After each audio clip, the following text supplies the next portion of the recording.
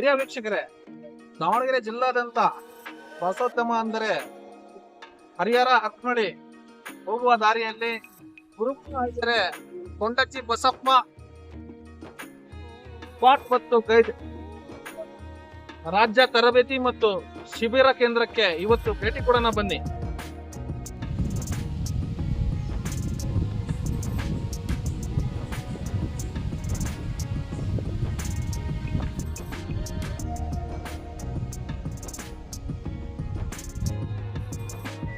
ನಮಸ್ಕಾರ ಪ್ರಿಯ ವೀಕ್ಷಕರೇ, ನಾನು ಸೈಯದ್ ಇರ್ಫಾನ್.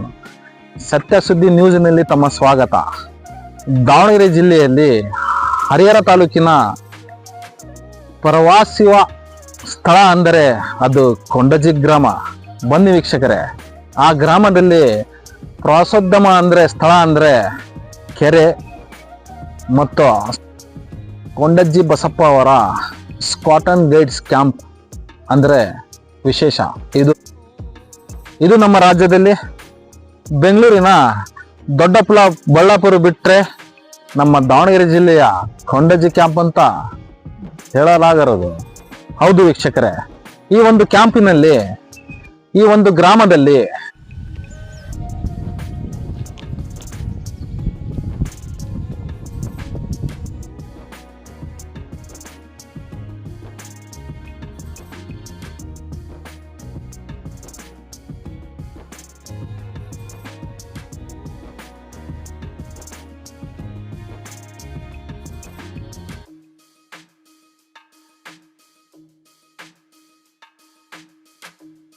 ಮಾಧ್ಯಮದ ಮಿತ್ರರು, ನಮ್ಮ ವೀಕ್ಷಕರು ನಮಗೆ ಫೋನ್ ಮಾಡಿ ಈ ಮಾಹಿತಿ ನಮಗೆ ಗಮನಕ್ಕೆ ತಂದರು.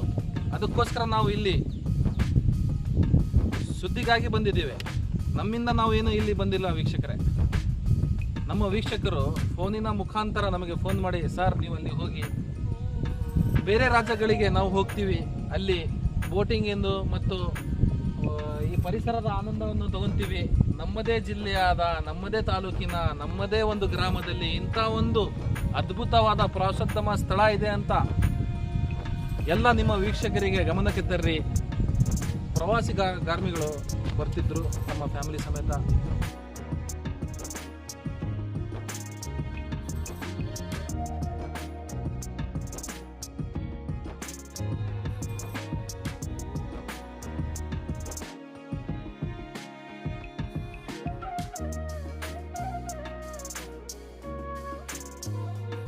ಇಲ್ಲಿ ಇರ್ತಕ್ಕಂಥ ವಾತಾವರಣಗಳನ್ನು ಕಣ್ಣಾರೆ, ಈ ಎರಡು ಕಣ್ಣು ಆ ದೃಶ್ಯಗಳನ್ನು ನೋಡೋಕ್ಕೆ ನಾವು ನೋಡ್ತಿದ್ದರು. ಹೀಗೆ ಎಲ್ಲ ಹಾಳಾಗಿದೆ.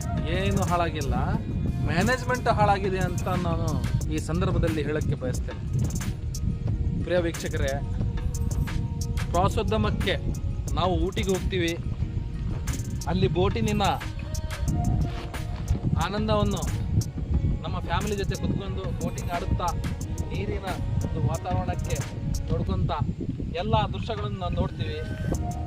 ನಾವು ಈ ಸಂಬಂಧಪಟ್ಟ ಅಧಿಕಾರಿಗಳಿಗೆ, ಅರಣ್ಯ ಅಧಿಕಾರಿಗಳಿಗೆ ಹೇಳೋದು ಏನು ಅಂತ ಹೇಳಿದರೆ ವೀಕ್ಷಕರೇ, ಮತ್ತೆ ನೀವು ಇಲ್ಲಿ ಪ್ರವಾಸೋದ್ಯಮ ಜನರಿಗೆ ಅನುಕೂಲಕ್ಕೆ ನಿಮ್ಮ ಕೈಯಲ್ಲಿ ಅಧಿಕಾರ ಇದೆ, ಸರ್ಕಾರವು ನಿಮ್ಮ ಸಾಥಿದೆ, ಸರ್ಕಾರಕ್ಕೆ ಇದಕ್ಕೆ ಅನುದಾನನೂ ಬರುತ್ತೆ ಅಂತ ಈ ಒಂದು ದೃಶ್ಯವನ್ನು ನಿಮ್ಮ ಕಣ್ಣು ಮುಂದೆ ತೋರಿಸುತ್ತಾ ತಮ್ಮೆಲ್ಲರ ಮಧ್ಯೆ ಇದಕ್ಕೆ ಸಂಬಂಧಪಟ್ಟ ಅಧಿಕಾರಿಗಳಿಗೆ ಒಂದು ಮನವಿ.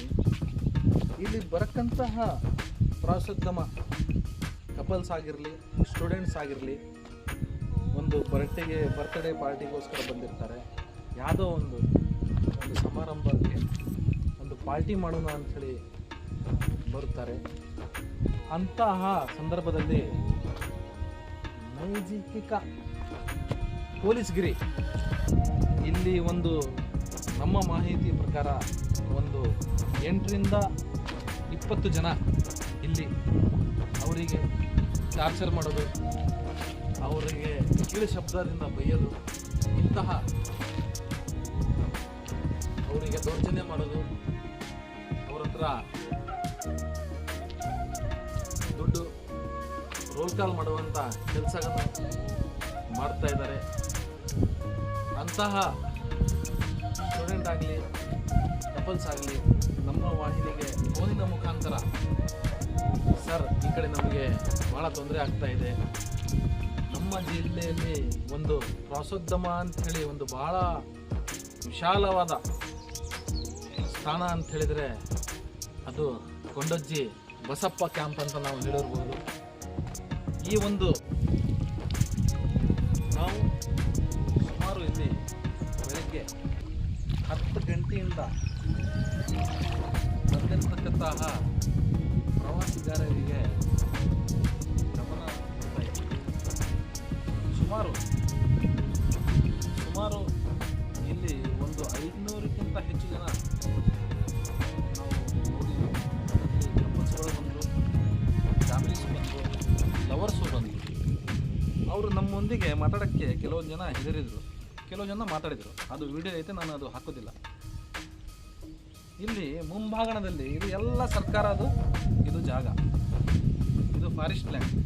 ಮುಂಭಾಗಣದಲ್ಲಿ ಒಂದು ಕೌಂಟ್ರನ್ನು ಮಾಡಿ ಚಾರ್ಜ್ ಮಾಡ್ಬೋದು ಸರ್ಕಾರಕ್ಕೆ. ಅದಕ್ಕೆ ಇನ್ಕಮ್, ಸರ್ಕಾರಕ್ಕೆ ಇನ್ಕಮಿಂದ ನಾನು ಮಾತು ಹೇಳ್ತಾ ಇದ್ದೇನೆ ಹೊರತು ನನ್ನ ಮನೆಯಿಂದ ಇನ್ಕಮ್ ಆಗುತ್ತೆ ಅಂತ ಮಾತು ಹೇಳ್ತಾ ಇದ್ದೆ. ಇಷ್ಟು ಫಾರೆಸ್ಟ್ ಲ್ಯಾಂಡ್ ಇದೆ, 800 ಎಕರೆಗಿಂತ ಹೆಚ್ಚಿ ಸಂಬಂಧಪಟ್ಟ ಇದಕ್ಕೆ ಲ್ಯಾಂಡ್ ಇದೆ. ಇದಕ್ಕೆ ಉನ್ನತಾಧಿಕಾರಿಗಳು, ಜಿಲ್ಲಾಧಿಕಾರಿಗಳು, ಮಾನ್ಯ ಸಚಿವರು, ಮಾನ್ಯ ಎಂಪಿಗಳು, ಕರ್ನಾಟಕ ರಾಜ್ಯದ ಮುಖ್ಯಮಂತ್ರಿಗಳು ಸ್ವಲ್ಪ ಈ ಕಡೆಗೆ ಗಮನ ಕೊಡಬೇಕಂತೂ ತಮ್ಮಲ್ಲಿ ಆಗ್ರಹಿಸುತ್ತೇನೆ. ನಿಮ್ಮ ವಾಹಿನಿ ಮಿತ್ರ ಸೈಯದ್ ಇರ್ಫಾನ್, ಸತ್ಯ ಸುದ್ದಿ ನ್ಯೂಸ್ ಕನ್ನಡ, ದಾವಣಗೆರೆ. ನಮಸ್ಕಾರ.